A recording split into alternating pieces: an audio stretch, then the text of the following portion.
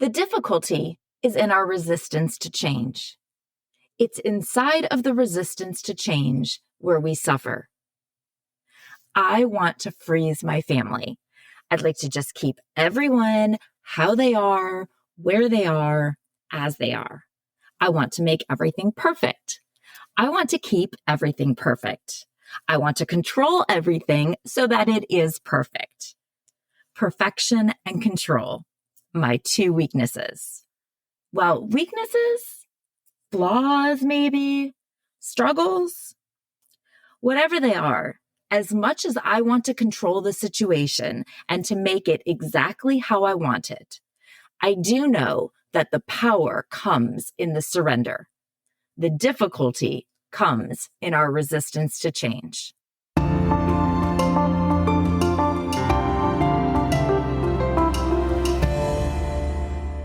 Hey guys, it's Jen. This is another episode of Reframing Me. Happy Thanksgiving week. This is one of my very favorite weeks of the year. This week and the week between Christmas and New Year's, where you're in that weird limbo without any responsibilities, my two favorite weeks. And it's funny because they are like polar opposites of the spectrum, because I love that week between Christmas and New Year's because it's like the week you don't have any responsibility after having had so much responsibility for so long. And this week is my other favorite. And it's funny because I have like the weight of the world on my shoulders as far as responsibility is concerned. And yeah, I probably am being a bit dramatic about the weight of the world, but I at least have the weight of my whole family. Everybody comes and I host the whole weekend, like Wednesday to Sunday. I have an agenda and all sorts of activities that I plan, like escape room. We go see this Christmas light thing. If you've been following the journey of my boys' high school football team, they did win. And so now they are moving to round 4 of the playoffs. So that's exciting. That's on Friday night. And of course, the game's like 2 hours away. And I have this whole house full of people that I'm entertaining. So I decided to make it extra fun. And I got a party bus. And so we're like having this mobile tailgate to go to the game. So it should be super cute. But I host everybody. So it's like a lot of responsibility, like so much work. And I clearly love it. Obviously, first of all, I probably wouldn't do it. And second of all, it wouldn't be one of my favorite 2 weeks of the entire year if I didn't love it. But that is not to say that there is not a ridiculous amount of work to do that goes into it, but it's totally worth it. So I think that was a very long way of saying Happy Thanksgiving week. So for many of you, I know that this week is like the most anticipated week of your year for a different reason. Your babies are coming home from college. I mean, I am so excited for you. That must be like amazing. I know for some of you, it's the first time that they've even been home, or maybe that you've even seen them since they went away to college. So whether it's your first year with them away or your second or third or whatever, it's something that I can't even imagine how it must feel like. Time is just moving so slowly. I mean, my oldest will be in college next year, and I can't even imagine how excited we'll be to have him back home. I saw the sweetest video on Facebook yesterday. A friend posted a video of their dogs welcoming her daughter home for the first time since August. And oh, I mean, it was just so cute. I mean, it made me get all like goosebumpy and teary and stuff. So it was super cute. I assume that time is moving very slowly for you as you anxiously await. So I thought that maybe I could fill a bit of that time with some tips and some things that you can expect from this visit, because it actually may not be exactly what you envision, but that's okay, because it will still be wonderful. But it can be even more wonderful if you understand a bit about what's going on with them so that you can be a little bit better prepared. So let's go through 10 things to keep in mind as you welcome your college babies back home that will make it much more enjoyable for everyone involved. Okay, so first, I did mention that the visit might not be exactly as you envisioned. And part of that is because they are not coming home as the person you envision, because they are not the same person who you dropped off at college a few short months ago. They've seen things. I'm kidding. Well, kinda. But think about it. Are you the same person who you were when you left them? I'm very confident that you're not. You've been through a lot in this short time, and you made it to this point. It's been a journey, and it's probably changed you in a lot of ways. Well, they've been through a lot. They have done a lot of things in these couple of months. They've seen the world differently. They've seen the world through somewhat different eyes, really through their own eyes, and probably their entirely own eyes for probably the first time. They've seen and experienced things that they hadn't before. They've met all sorts of people. They've had to rely on themselves more than they probably have ever in the past. It's been scary. It's been exciting. It's been easier than they expected in some ways. And it's been much harder than they expected in other ways. But they've changed. They're more independent. They're more confident. They've grown up. That's a good thing. It's what we want from them.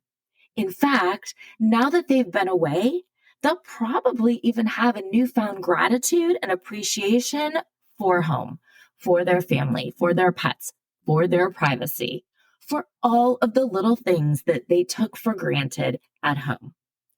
So, first, understand that they are not the same person who they were. And also, they are not the person who they will be. Oftentimes, they'll even change their appearance in some ways. They'll have new hair, maybe grow a beard. It's a way of shedding the person who they were and becoming this new version of themselves. It may be shocking to you. It may be upsetting to you. You may kind of judge certain things that are different, their major or what they believe in. You need to be okay with this. Understand that right now they're trying on different personalities. Maybe it's not a beard. Maybe they're vegan or they're an activist for some cause. This is all a part of the process of them finding what works for them, finding out who they are. So don't overreact. Don't let them shock you. But also, don't get too attached to it, because chances are the next visit home, they'll be trying something new.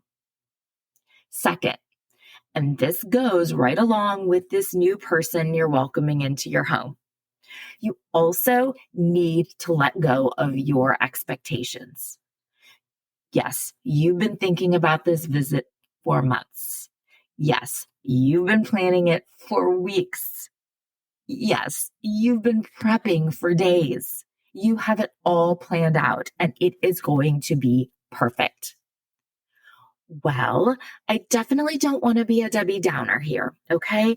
But it's only going to be, quote, perfect if you let go of expecting it to be perfect, or, well, expecting it to be anything in particular. Let it be what it is. If you're a planner like I am, I know that's going to be a challenge, but just let go of your expectations, which means number 3, you need to be flexible. You want to have enough planned that you're not trying to come up with things on the fly. No one wants that. But you also need to leave enough room for flexibility for what they might have planned or what they want to do. Are you expecting these long heart-to-heart conversations where they tell you everything about their lives and their classes and their friends? And what's the food like? Where do you like to study? Tell me about your teachers and your classes. And what about the people on your floor? And do you go to any fun places? And. I get it. I do. You want to know everything. The scattered phone calls and texts have left so many gaps, and you want to fill them all in because you've been wondering about so much, and you are used to knowing everything about their lives. And now the suspense is just killing you. Whoa there, lady. That's a lot. They may not be looking for that kind of conversation just yet. They've been, quote, on for the last 3 months. They may just want to turn off for a bit. Let them. Let go of your expectation. Be flexible in your plans. Were you planning on family dinners and movie nights? Having all your chicks back in the nest where they belong? And then you get, yeah, Mom, that sounds fun and all, but they had other plans. They haven't seen their friends for 3 months and there's so much to catch up on. Let them. Let go of your expectations. Be flexible in your plans. Yes, you're probably going to feel a little bit disappointed. Let's be honest, you're going to feel a lot disappointed. But number 4, don't take things personally. This isn't about you. Really, it isn't. I know, how could something that feels so personal not be personal? But really, it isn't. They've stepped out of the life and everything that they've known, and now they're just back in it again, like nothing has changed. Yet everything has changed. Everything feels weird to them. They're trying to take it all in.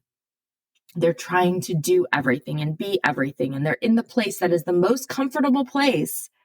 And now it feels a bit awkward. They're not sure how they fit in here now. Again, they're figuring it all out, and they will. For now, just know, none of it is you. So don't take anything personally. Number 5, they need you to be their constant, their stability. When their entire world has changed, they need you to be constant. Okay, so let's revisit the concept of relational dialectics that we talked about way back, because this is super important for you to keep in mind as you enter this holiday visit. Relational dialectics are 2 things that on the surface, they look like they're polar opposites. But we need to maintain some degree of each one and keep that delicate balance between the 2 in order to keep our family system fully functioning. And so we need to be open to change. We have to be open to that growth and that evolution, and we need to be adaptable. However, we also have to keep our family stable and consistent because people like stability and consistency. It brings them a sense of comfort. And so we are constantly trying to have this balance of being stable enough for that consistency and that certainty, but yet having enough room for change for that adaptability and growth. And so that's really the line that we're walking on as parents with any of our holiday traditions or our homes. Because even if our big kids are too cool or too busy or too changed for them, they do want and need to do these things. And so that's a part of their history, their tradition. That's part of their stories. So we need to figure out how to provide enough of that stability and consistency and tradition. And we have to realize, though, that they're not small children anymore. And so we need to be adaptable and give some room for flexibility and for change. And so we are constantly navigating that balance between the 2. Okay, so number 6 is also a relational dialectic, but it's a different one. In addition to trying to maintain that balance between keeping things stable and consistent, and yet trying to allow for change and growth, You also need to find a balance between integration and separation.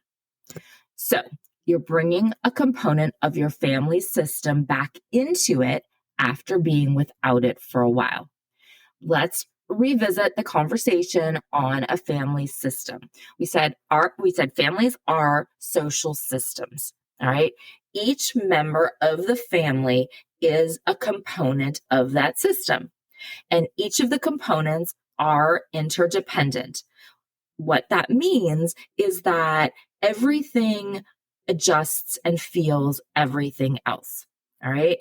Everybody, you can kind of envision like they have bungee cords around their waist. Okay. Imagine your family, everybody's got a bungee cord and everybody's attached to everybody. When one person pulls back, everybody feels it and everybody else needs to adjust. If somebody pulls quickly to one side, everybody needs to adjust because we're all attached, we're all interconnected, we're all interdependent. Okay. And our communication interactions within this family system, all of our interactions, they are based off of interactions that happened in the past, and they all influence interactions that happen in the future. Okay. So your family is this social system. Now, one of the components from the social system has been gone. And now you are bringing them back into it. And so you kind of need to go through this readjustment period where you are trying to integrate that person back in. All right. And realistically, the system has had to keep functioning without that person for the last 3 months. Integration and separation is this idea of trying to maintain your individuality as a person while still trying to maintain the integration to the family system. And so we also, gosh, as moms, right, we have had to fight this battle for years because realistically, we see ourselves as people, or we want to see ourselves as people, as individuals. And I mean, that's kind of what we always seem to be talking about on this show. We're individuals, but yet we are also part of this greater system of being a mom to this family unit, as well as being that individual person. And so that's the same type of thing that our college students are really battling when they come back home.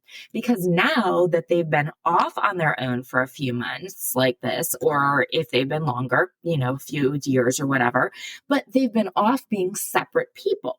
And so now they need to find a way to integrate back into the family system. And so there's a balance between I'm like this new kind of adult, semi-independent person. How do I still integrate into this home and this system that I was in as a child and fall back into the roles that I played in the greater family system? And it can be hard for everybody to readapt. Part of the reason that it's hard for people to readapt are rules. You had rules that evolved throughout time. All right. You had rules that they had to abide by to keep the family system functioning. But now they've been off at college and they don't have rules anymore. Hey, no rules. No one's looking at me. No one's telling me to do anything. No one's telling me to pick up anything. No one's asking me to do jobs to help out or what time I'll be home. They're on their own. And now they come back and they try to fit back into the old system.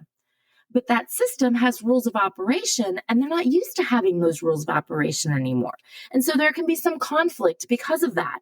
And so we need to try to balance and try to negotiate what were the existing rules and what needs to stay the same, as well as go back into that evolution and change and what needs to evolve to this new person back in the system. And we need to learn how to pick our battles throughout all of this. Also, we can look at our family as, okay, so just go with me on this, all right? If you look at your family like a pie, say an apple pie, that would be a good one. I think an apple pie because it's kind of runny and it's very seasonal. So an apple pie, that's your whole family system. And that was your intact family prior to your child going away to college. Now, when your child went to college, it was like somebody cut a piece of that apple pie right out, took it, put it on a plate, and sent it somewhere else. Okay, so what happens to the apple pie? Well, the pie plate needs to stay full. Okay, that's the hard sciences. That's not me and my social sciences. I don't quite understand, but I know there's like a principle or a law or a theory about that. But we all know what happens, right? The pie plate stays full. So the filling runs to fill up the rest of the pie plate to fill up the space that your child once held. Now, that's not to say the family replaced your child. It just says that we had to kind of fill that up while they were gone. The crust, it's not there, but the filling is. And so that you can look at it as being like the roles of your family. And now, if that piece of pie comes back in and you try to put it back into the pan, it's going to get messy. And so you can picture it that way. And it kind of makes sense as why it's so hard to put that college student back into the pie plate or back into the family system. It's not that you don't want it there. It's not that they don't want it there. It's not that it doesn't fit there. It's still, if it's the same size, it still fits. It's just that everything has had to shift and adapt to that piece of pie being gone. So maybe it's jobs around the house. Somebody has had to pick up the jobs or the tasks that the person was responsible for because they had to get done. Maybe it's physical space. Like maybe there was a bathroom that one child used and the other two, whatever, they shared a bathroom. So the one goes away to college and it's not like, hey, we're just going to leave that bathroom there like a shrine to you until you come back home. No, somebody goes and somebody uses it, like maybe a parking spot. So it can be that space oriented, or it can be the roles that you fill within the family system. Maybe that college student, maybe that child was the funny one, the one making everybody laugh and constantly entertaining, lightening the mood.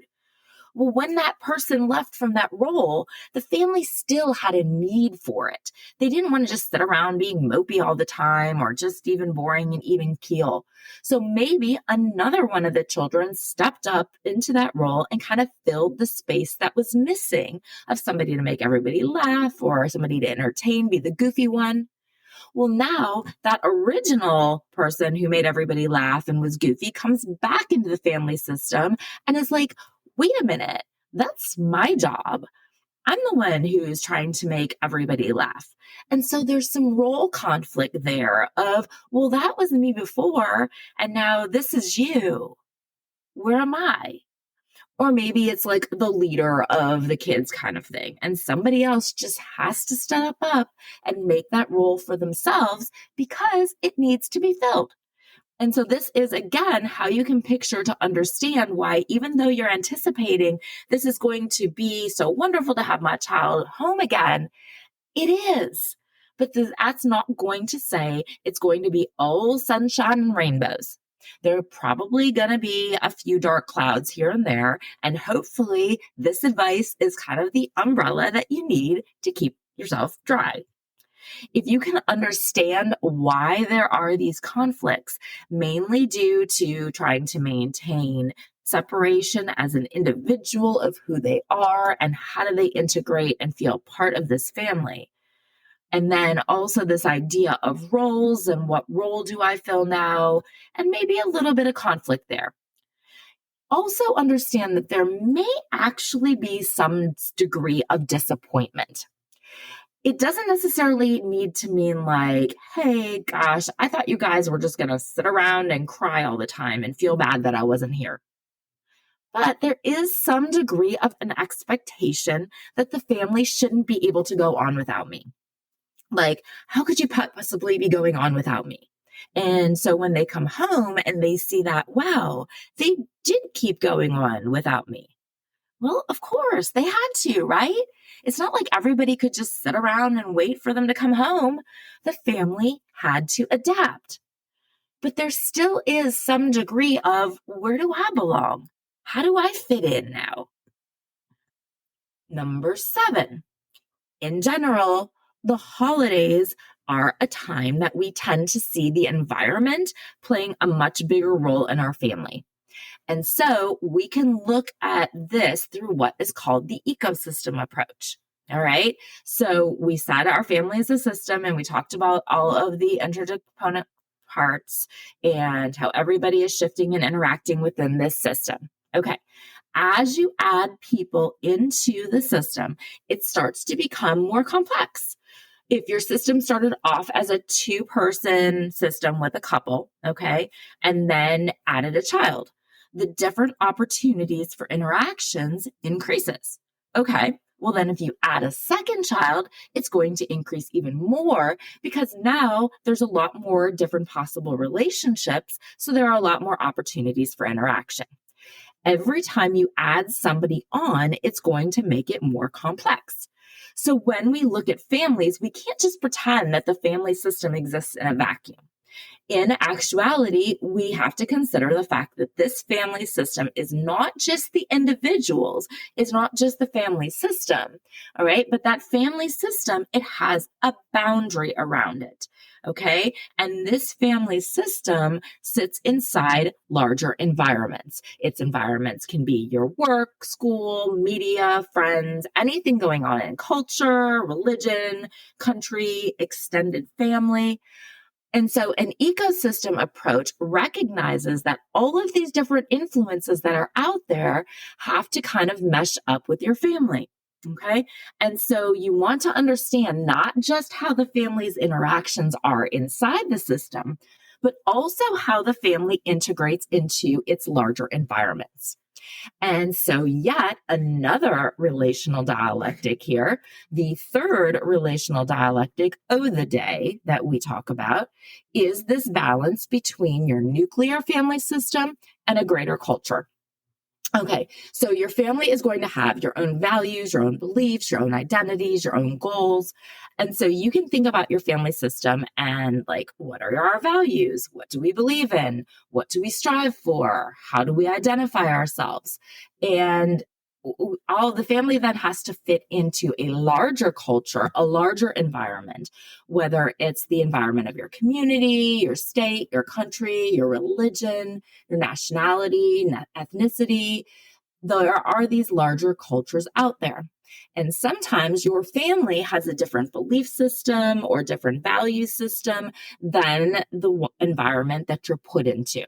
And so that can be especially challenging if you like have a family, if they transplant to another country or even another region that happens, or even like my children were raised, I'm Catholic and they're Catholic, and they went from pre-K up to 8th grade in a Catholic school, a tiny, small little Catholic school. And then in 9th grade, they go to a giant public high school.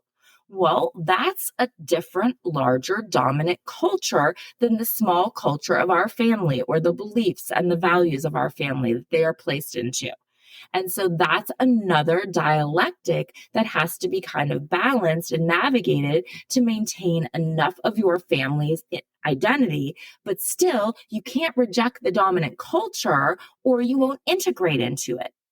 But if you reject too much of your individual culture for the dominant culture, then you're going to lose your place or your beliefs in that family system.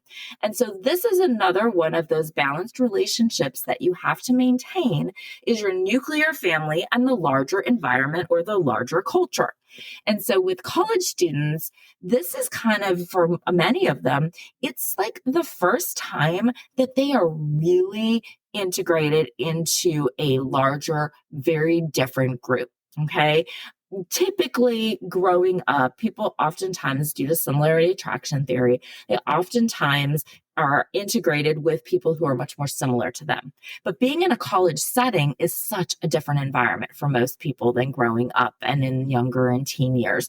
And it's oftentimes the first exposure that they have to really being privy to day-to-day lives of people who are very different than they are.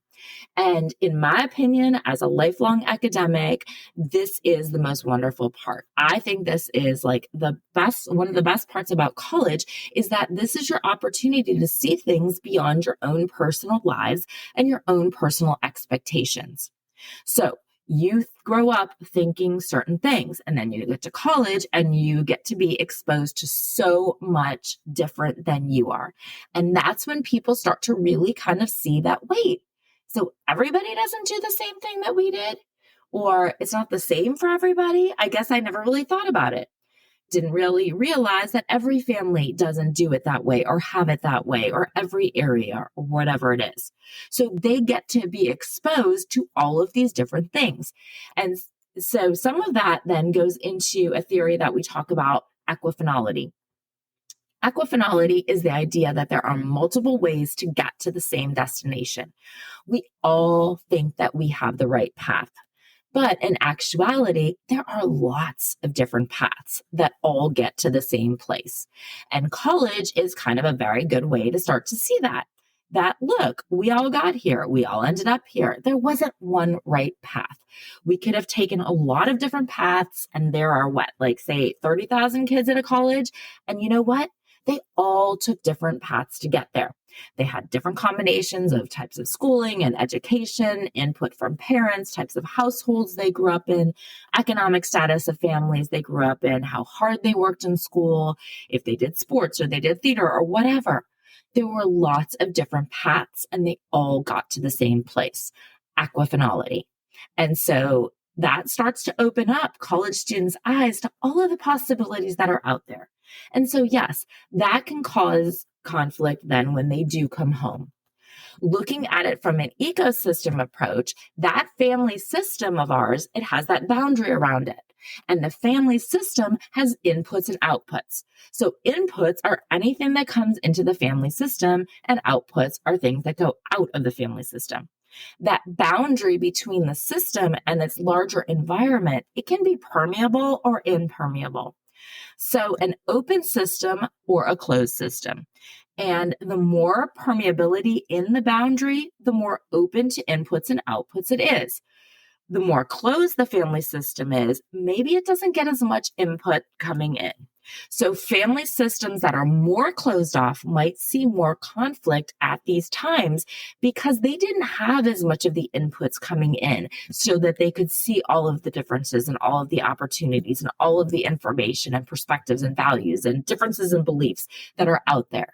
And so that closed system or that more impermeable boundary, it can lead to possibly more conflict now because those kids are being exposed to other ideas now and other people. And so they might then be trying to bring them back into the system, which has a more impermeable boundary. And so those family systems that have been more closed off may be more resistant to those inputs and those ideas. And that may lend itself to conflict when that stuff is being brought in. And so these influences coming from the external environment, they are going to impact the day-to-day operations of the family when they are brought in. And so that's something that needs to be managed, especially when people are spending more time together like we are during the holidays. And during the holidays, you very likely may be interacting with extended family, which is another larger ecosystem that your family system fits in. So your extended family networks are the family of origin of the adults, of the spouse and their extended families, whether it's your parents, siblings, cousins, aunts, uncles, whatever. And so all of this then has intergenerational historical influences on you and on your family. And at the holidays, we are really influenced by tradition, and we are influenced by spending time and interacting with those extended family systems. We also get influence in our environment from the social systems that we belong to, like our work and school and church and social relationships, all of those different things. And what happens in those environments impacts the inputs into your family. So like if you have a good day at work and you come home, you're happy and it makes it a more pleasant experience for your family. If you have a bad day at work, you come home feeling mad or irritated or stressed or whatever, and you bring that from your external environment into your family. And so it's the same for your college students. All of the new people and experiences and influences are now finding their way into your family system. Okay, I think we're out of relational dialectics for the day. Phew. The last three are now steps are pretty simple. Maybe not easy, but these tips are simple nonetheless. Number 8, don't make assumptions. By making assumptions about anything, we believe that it's the truth when we have no idea if it actually is. So our response then is based on something that may in fact be completely false. Another communication concept that we talk about is selective perception, which says that we see things the way that we want to see them. We perceive situations based off our own thoughts, feelings, experiences, not necessarily off anything factual. If I say, ask my son to take out the trash, and I assume he knows that I mean right now, I may get angry if he doesn't do it immediately, as he assumes that I just want it done at some point, and he's in the middle of an assignment. I assume that he's texting instead, so I get annoyed. It's a vicious circle when you assume. I get it. We psychologically, we have a need to understand, to explain, to justify everything. It makes us feel comfortable. And so we fill in the blanks with assumptions. We don't necessarily sometimes even care if it's true. We just want to know. The solution for this is to make sure communication is clear. Ask the questions, even if they're hard ones. Don't assume you know what is going on. Just like we've said time and time and time again, well-functioning families, they clearly communicate. Number 9, give them space. Okay, I can only imagine what I will be like when Tobias comes home from college, or yes, any of them eventually, but I cannot even process him going away, let alone the others. But I will tell you that this one will not be the easy one for me. I have already warned him to plan ahead, that I will need to spend the entire visit with him, making up for all of my snuggling and hugs. So he's just going to need to plan accordingly. So yeah, physical space, mental space, emotional space. I'm already going to tell you that that is a lovely idea in theory, but for me, I just don't see that happening. But yes, I will, of course, give it a try. Okay. My hope is that I will get the other 9 down so flawlessly that he's not going to mind a lack of space. But like I said, I will give it a try, and maybe you will be much better at it than me. Give them some space. They have not had any real space in months. They're probably exhausted, like to the bone, mentally and physically. They probably want to sleep and sleep and sleep. So let them. Yeah, sit there and stare at them while they're asleep, perhaps. I'll probably do that. But let them sleep. Let them decompress. Let them just be. Even when they're just sitting on the couch. Maybe don't keep hounding them with chit chat and questions. Just give them some space that they need. And last, but definitely not least, stock the fridge, stock the pantry. They were used to having all of their favorites at their fingertips, and now it's been months without those conveniences. Have them there for them at the ready. Everything and anything that puts a smile on their face and makes them feel like, phew, I am actually home again. I hope that you all have the most wonderful visits with your children and with your families, and I wish you all a very happy Thanksgiving. Thank you so much for listening. As I mentioned last week, I am making a concerted effort to be much more blatant in my requests to you, my lovely audience, to make this podcast grow into what I know it can be, and I know it will be. I need to actually ask you to help me by telling your friends. Share the show interpersonally or maybe even on your socials, although I will admit that makes me really uncomfortable to think about, but I know it needs to be done. And so I'm asking you to do that for me. And speaking of socials, follow me on Instagram and TikTok at Reframing Me.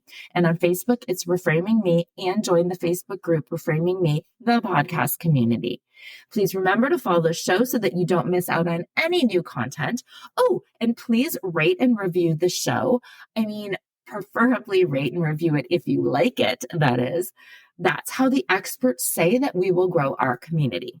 Until next time, be well, communicate, and have a very happy Thanksgiving.